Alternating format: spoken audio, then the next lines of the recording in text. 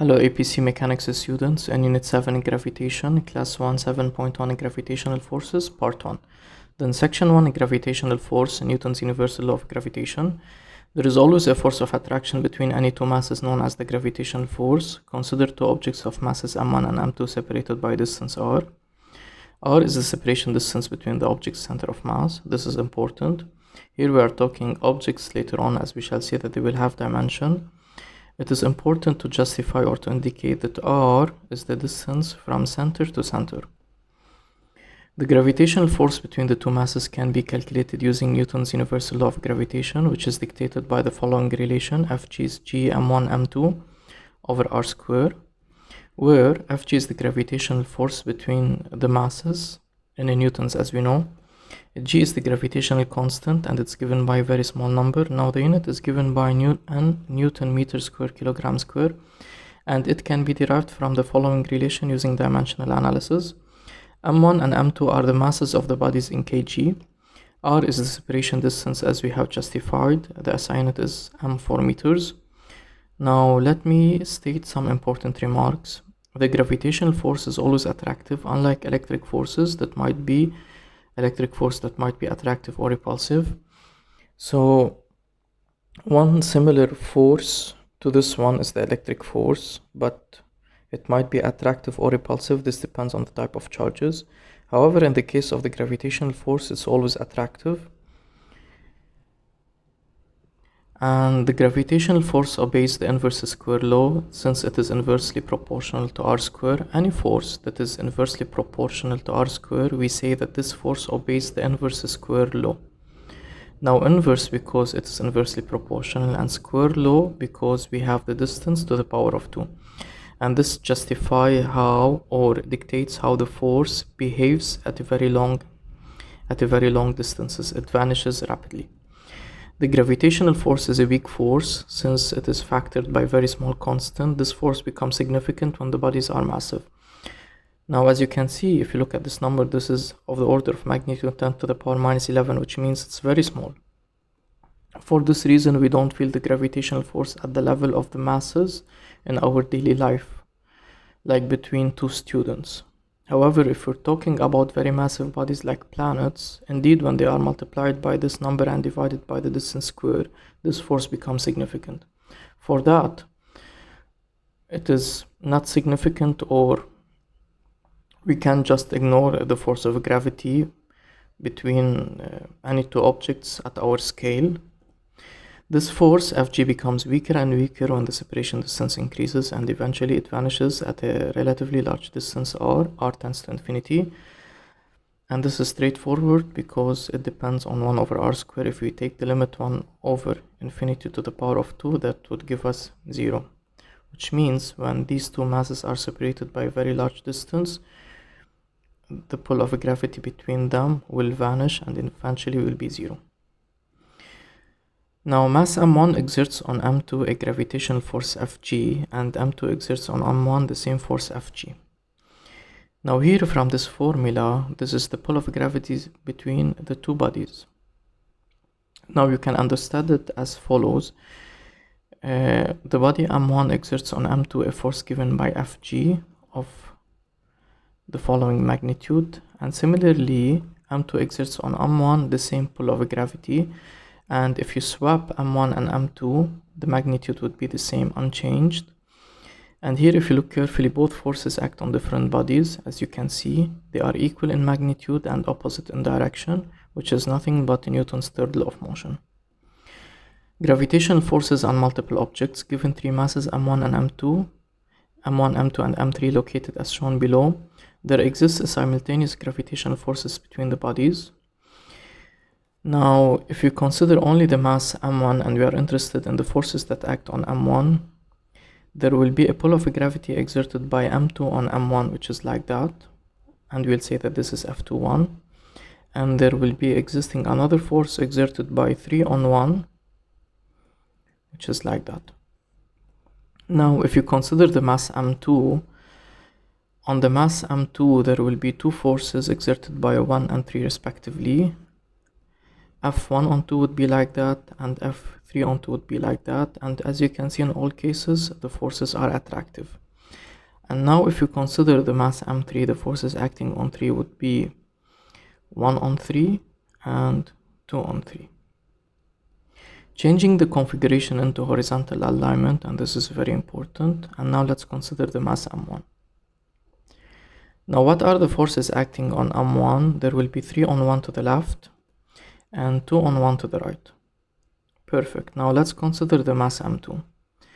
There will be a force exerted by 1 on 2, which is like that, to the left, and there will be a force exerted by 3 on that, by 3 on 2, also to the left. And here let me state, even if M1 is midway between M3 and M2, this won't block the force exerted by 3 on 2. Similarly, if you consider the mass M3, which is located on the left, what are the forces acting on 3? The first one is to the right, exerted by 1 on 3. And also, if the mass M1 is between M3 and M2, this doesn't mean that M1 is blocking the force. That there will be a force exerted by 2 on 3, which is to the right as well. And notice that here, for these two diagrams, F3 on 2 and F1 on 2 have been represented by different magnitudes. Similarly here, just to indicate the fact that the magnitude of the force itself is being affected by two factors, by the distance between the body, which is center to center separation, and the mass of the bodies. Okay. Section 2, gravitational field strength, gravitational acceleration. Any massive body of mass capital M generates around it a vector field known as the gravitational field strength G. Let me consider these three simple examples. We have a car, a mug, and an apple. Because these three objects, they have masses, assuming it's of capital M, then they produce around them a gravitational field strength G. This field cannot be observed with the naked eye, however it can be felt, but yet we don't feel this G generated by these three bodies because they aren't so massive. This vector field G is variable. It changes in direction and in magnitude. The magnitude changes as the spacing between the vector line changes. First, let me discuss the magnitude. G has been represented by these vectors. As the spacing between the vectors changes, it means that the magnitude changes.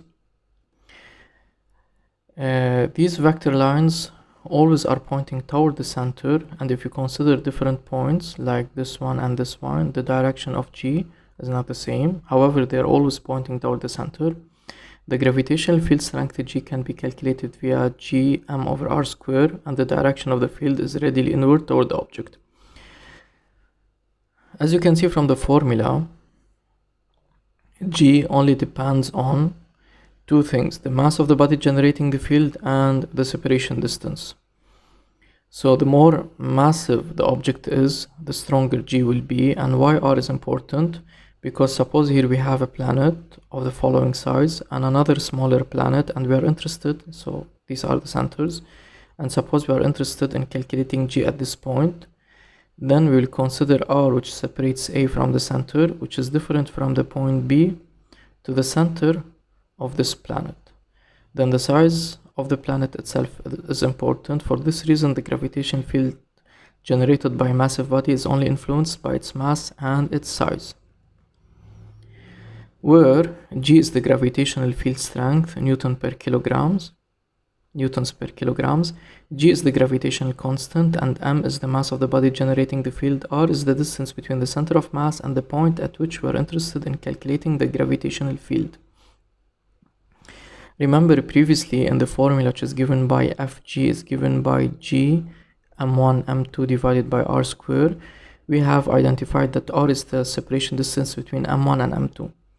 Here, since G is not related to a force between two bodies, however we are interested in calculating G at a specific point, therefore R would be the separation distance between that point and the center of the body which is generating this field.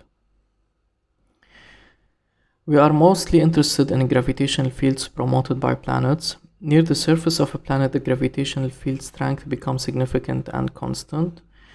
So if we're taking a closer look at the surface of a planet, because this part is very small compared to the size of the planet, we can assume that at this region G is considered to be constant and it's pointing toward the center of the planet, which is located somewhere here. A vector is constant when its direction and magnitude are constant. It is represented by a vector field such that the vectors are equally spaced, same magnitude. Vectors pointing toward the surface, they have the same direction. In order to justify that near the surface of a planet, since we are taking a very small image, that this vector field is constant, we represent the vector field lines to be equally spaced, and they are pointing in the same direction, which is downward. Taking a closer look on the formulas introduced, given by Fg and G, and if you consider the ratio between them, Fg over G, that would be Gmm over r square over Gm over r square.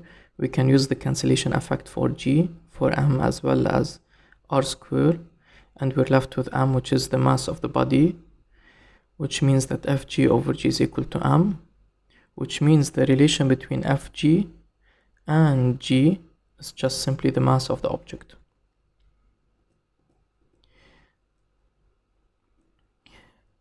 Now, looking at the following formula, if we rearrange, we will see that G is the ratio of force and mass, which is basically acceleration. For that, G is known also as the gravitational acceleration, and it has two units that are equivalent, either given by newtons per kilogram or meter per second square. Now, Newton per kilogram can be determined by referring to the following relation, and also meter per second square can be understood as force over mass. This also can be interpreted in the following beautiful way. Now, suppose in the following field we have inserted a mass. Given a mass m placed in a gravitational field G generated by m, it will be trapped in this field and it will be submitted to a gravitational acceleration A is equal to G. Now, because here we have placed a mass in this field G, it will be trapped and it will be pulled down, and because G is acceleration, then m will be submitted to gravitational acceleration, and if there is no other force acting on m, it will be under a free fall dictated by the value of A, which we already know from the previous units. Now, let me do the following example. Planet Earth has a mass of almost 6 times 10 to the power 24 kg and a radius of 6,400 kilometers. These are the precise numbers. We can calculate the gravitational field G generated by Earth around its surface using G is equal to Gm over r square. Then we have that r is given by the following. Now, why r is given by the radius? Because simply we are interested in determining the value of G at the surface itself. R doesn't always happen to be the radius of the planet. It depends about which point we are interested in calculating the value of G. Here in this example, we are saying that we have the planet Earth, and that's the center. We are interested in determining G at the point A, which happens to be the radius of the Earth. For this reason, we have substituted the value of R by capital R, which is the radius. Now, substituting in the values and making sure that kilometers should be changed into meters by multiplying by 10 to the power 3, we would have the value which is given by 9.81 meter per second square we have used everywhere in the previous units, which is the consistent value that we have used throughout this course. It is due to the mass and the size of Earth. Then you can ask always yourself the following question: what is the reason behind the value of 9.81? It's simply due to the fact that the mass is given by 6 times 10 to the power 24, and the radius of Earth is given by 6,400 kilometers.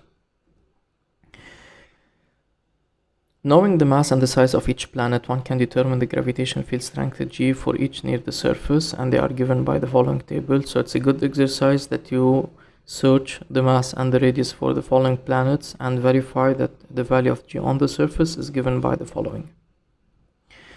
Remark: a useful formula to recall related to mass distribution is given by density is mass over volume. that we will use later, and if we're considering planets to be spherical, they are not spherical. However, it's a good approximation to consider them to be spherical, and we know that the volume of a sphere is given by 4/3 pi r cube. Now, section 3, orbital speed of planetary motion. Newton's universal law of gravitation provide access to interesting results. One of them is the speed of planetary motion. Consider two planets of masses capital M and M separated by distance r from center to center. We will assume that one of the planets is much less inertial than the other. Here we're assuming that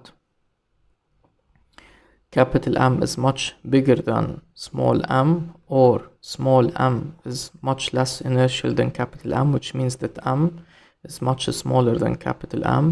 This symbol means much smaller.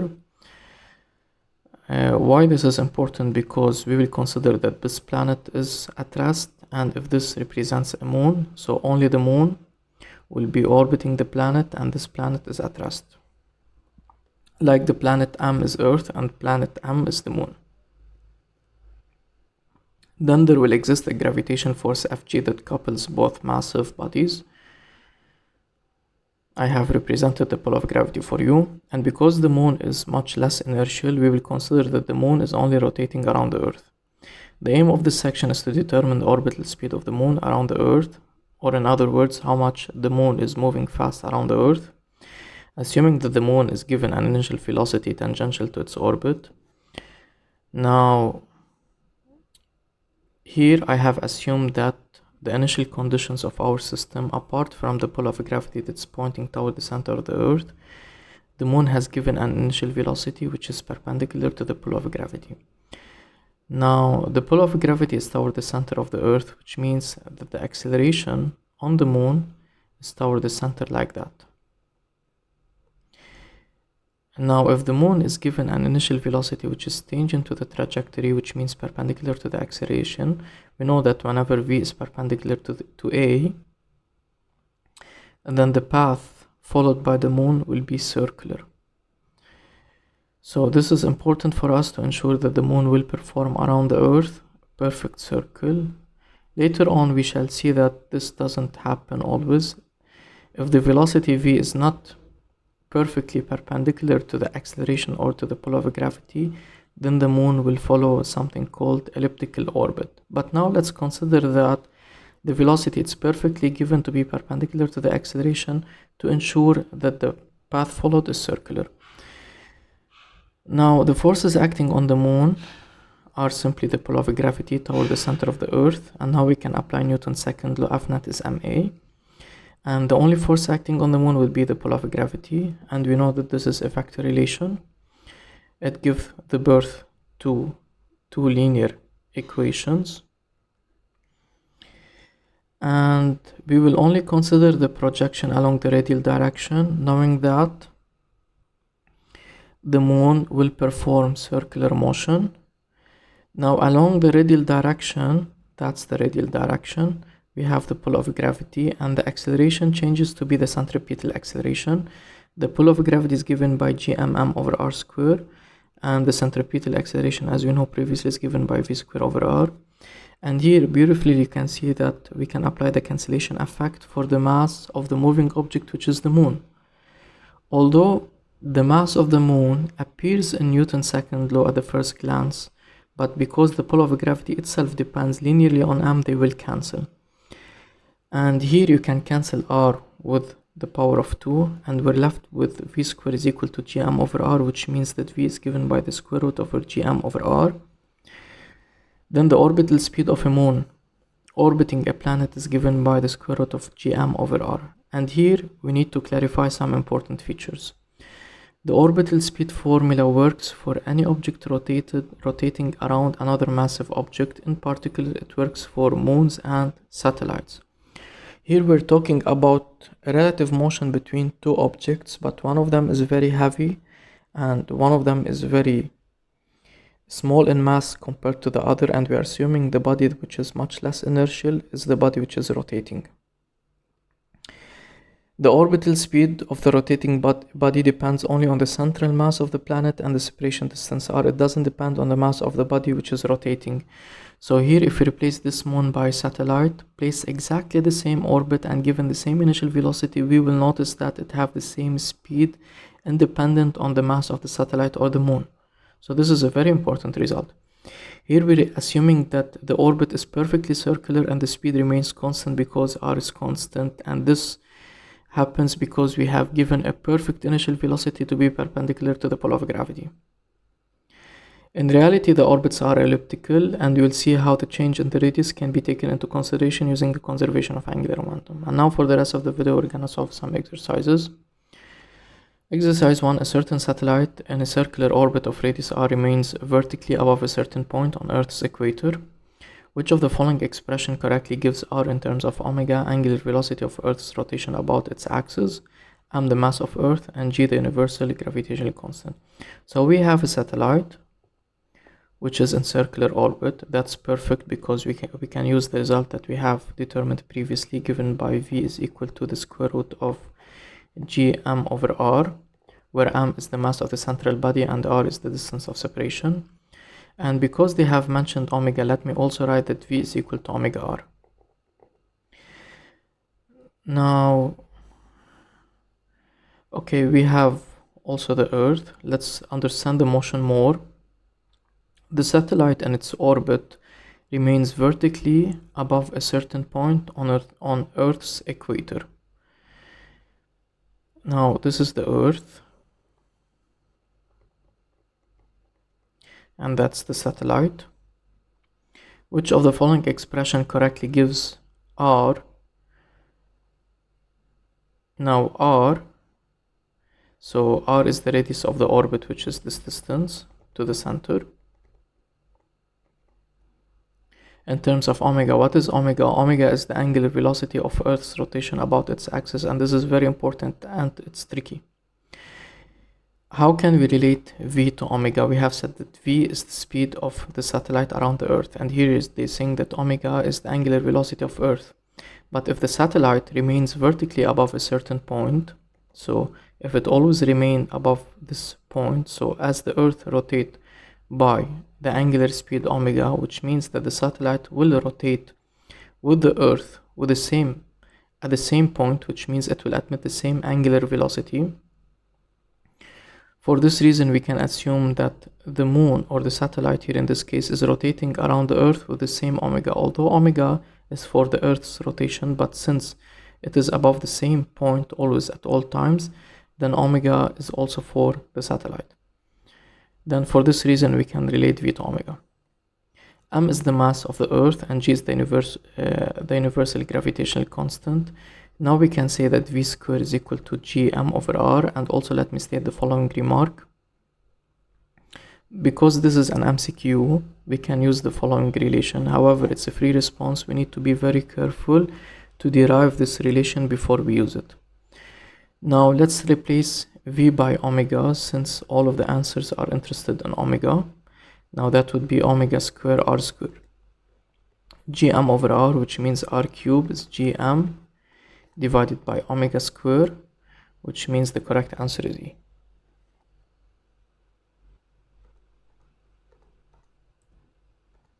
Now, a newly discovered planet has twice the mass of the Earth, then the mass of the Earth is doubled. But the acceleration due to gravity on the new planet's surface is exactly the same as the acceleration due to gravity on the Earth's surface, which means g is the same. The radius of the new planet in terms of the radius r of the Earth is, which means we need to apply the factor of change, and we're interested in the formula of g, which is given by gm over r square. Now let's isolate r. R is given by the square root of gm divided by g, and now we can apply the factor of change. That would be the radical. G is unchanged, the mass is doubled, g is unchanged, that would be 1, so the factor would be radical 2, which means the correct answer is C.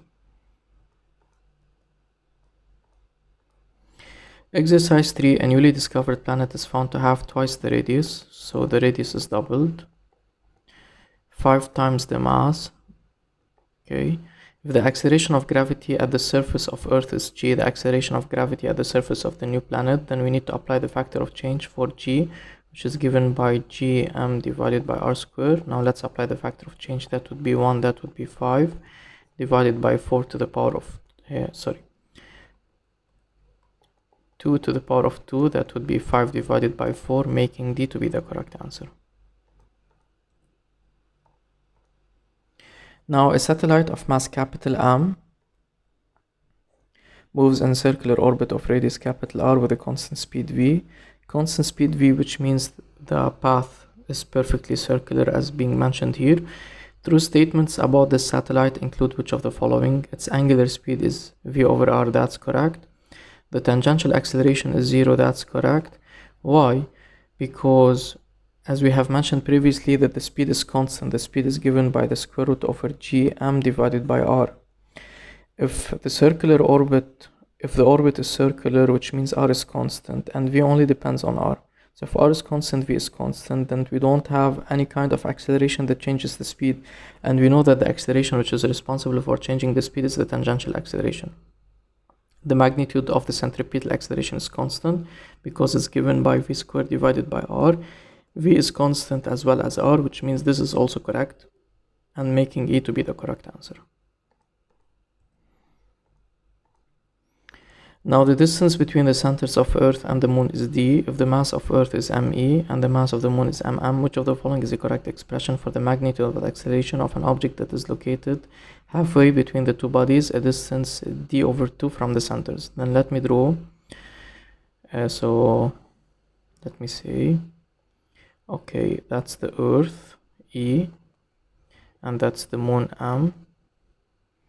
So the separation distance is D.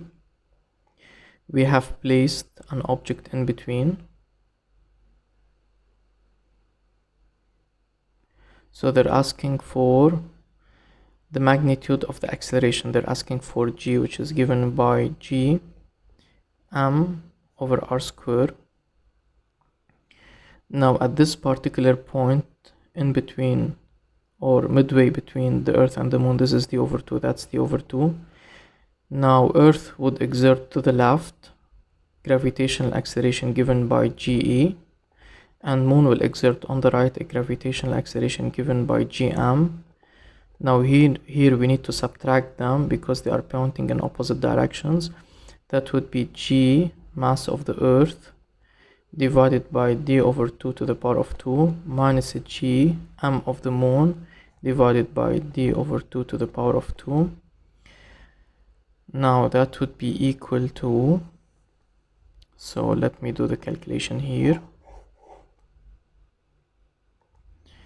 gme d square, here we have 4 minus gm of the Moon d square, and here we have 4. We can factor out 4g d square, and in the numerator we have the mass of Earth minus the mass of the Moon, making A to be the correct answer for exercise 5.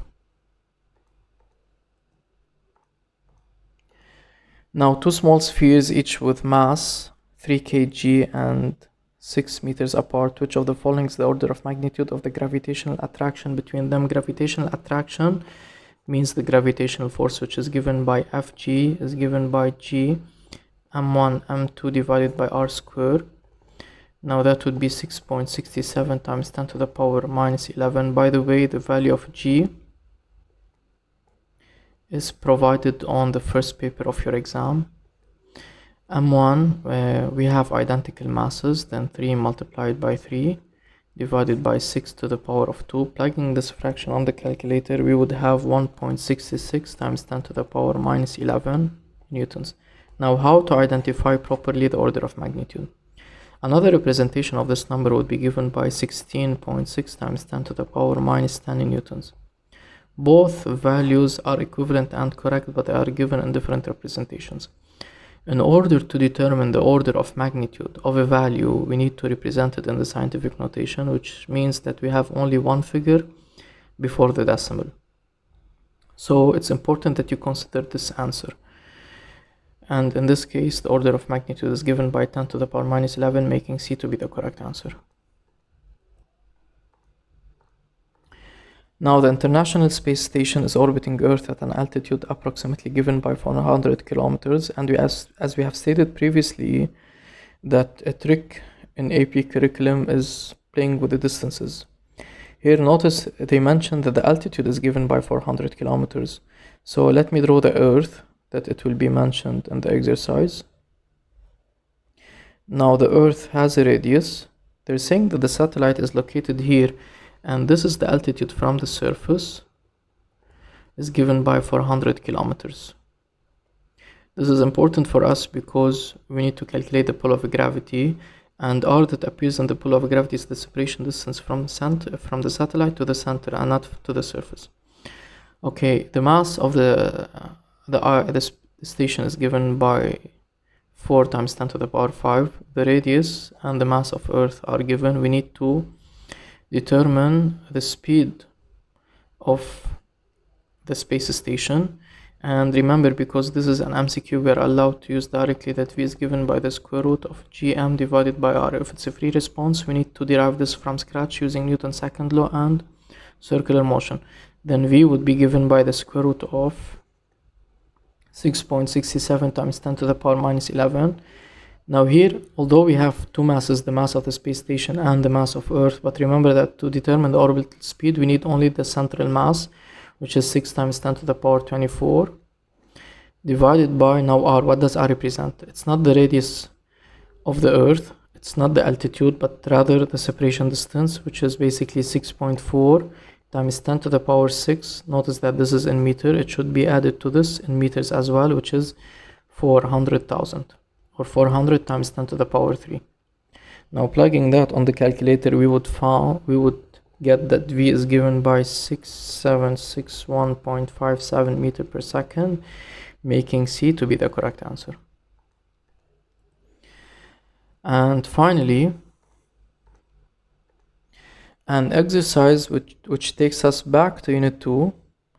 At the surface of Earth, an object is suspended by two cords. One cord is horizontal and one cord is at an angle to the horizontal, as shown in the figure above. The tension in the horizontal cord is TH.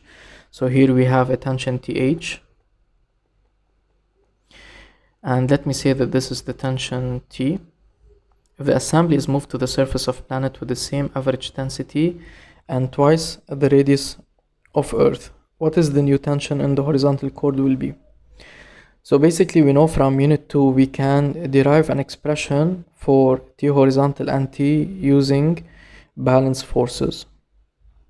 And we know that at some point, because we have another force acting on this box, which is the pull of gravity, then G will appear somewhere.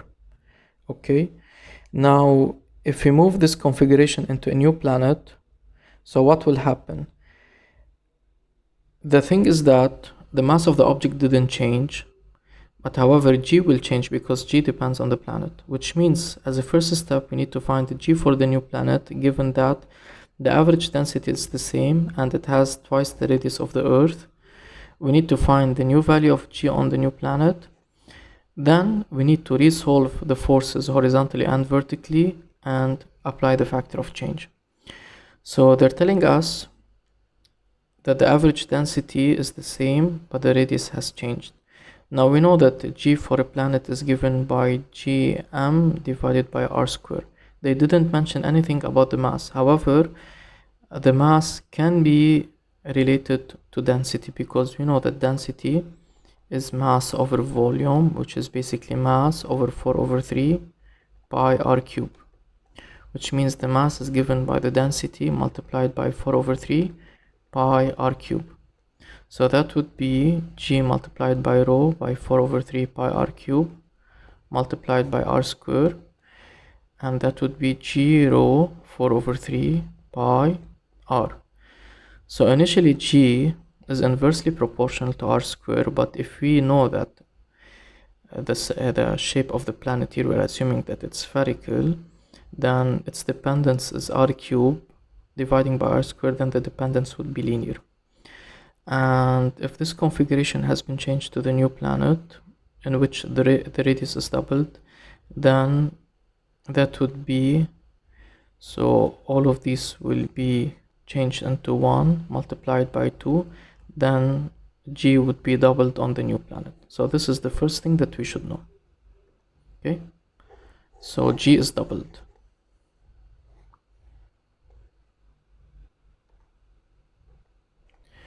Now, in order to know what happens to TH, we need to know the dependence between TH and G, and this can be done using forces. So this is the horizontal. We have the pull of gravity acting down. This is mg, and here pay attention that this m is the mass of the body.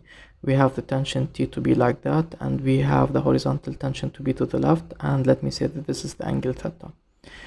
Now horizontally we have TH is equal to T cosine theta, and vertically we have mg is being balanced by T sine theta. And now let me divide these equations. Then we have T sine theta, or TH over, or let me say mg over TH is given by T sine theta over T cosine theta. Then that would cancel, sine over cosine, that would give us tangent. Then mg over TH is equal to tangent theta. Then TH is given by mg over tangent theta. And now we can apply the factor of change. The mass didn't change. G has been changed into 2, and we're assuming that the assembly didn't change, so the angle stays the same. That would be 1, so the factor is simply 2, and the correct answer in this case is D. And that's it for me in this video, guys. See you soon in a new one.